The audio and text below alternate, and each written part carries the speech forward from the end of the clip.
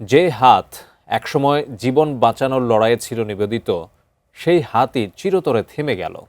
রেখে গেছে অসংখ্য প্রশ্ন আর স্বজনদের জন্য এক অপূরণীয় শূন্যতা।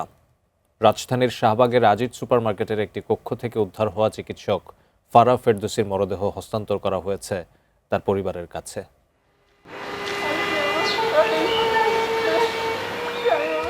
অন্যের জীবন বাঁচাতে অপারেশন থিয়েটারে যার সময় কাটে, অসুস্থ মানুষের মুখে হাসি ফোটানোর চেষ্টা যার প্রতিদিনের, সেই চিকিৎসকই মর্গে নিথর দেহে।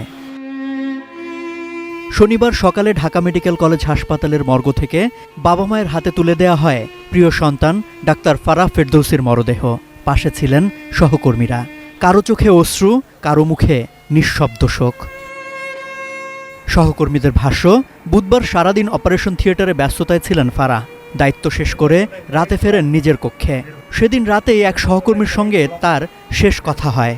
এরপর বৃহস্পতিবার সারাদিন আর তার কোনো খোঁজ পাননি কেউ। 32 ইঞ্চি জেভিকো টিভি এখন মাত্র 15,000 টাকায়, সাথে পাচ্ছেন 3 বছরের প্যানেল ওয়ারেন্টি। 6:30 পর্যন্ত উনি অপারেশন করছেন। অপারেশন থেকে বের হয়ে গেছেন, তারপরে ওনার সাথে আমার যোগাযোগ হয়েছে, রোগীর ব্যাপারে কথা হয়েছে। ওই দিন রাতের 8:15 পর্যন্ত উনি কন্ট্যাক্টে ছিলেন।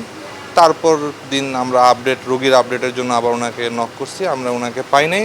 অ্যাজ এক্সপেক্টেড উনি সকাল 10টা থেকে সন্ধ্যা 6:30 পর্যন্ত ওটিতে ছিলেন। আমরা ধরে নিয়েছি যে উনি ঘুমাচ্ছেন।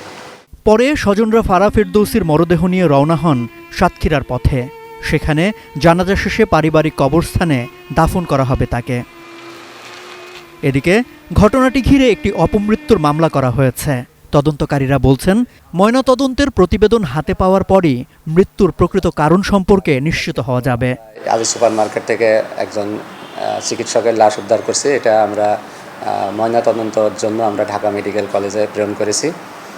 এই সংক্রান্ত আমাদের এখানে একটা ইডি মামলা হয়েছে এবং আজকে পোস্টমর্টেম করা হয়েছে। পোস্টমর্টেম করার পরে রিপোর্ট আসলে আমরা পরবর্তী পদক্ষেপ গ্রহণ করতে পারব। সম্রাট আনোয়ার, এটিএন নিউজ, ঢাকা।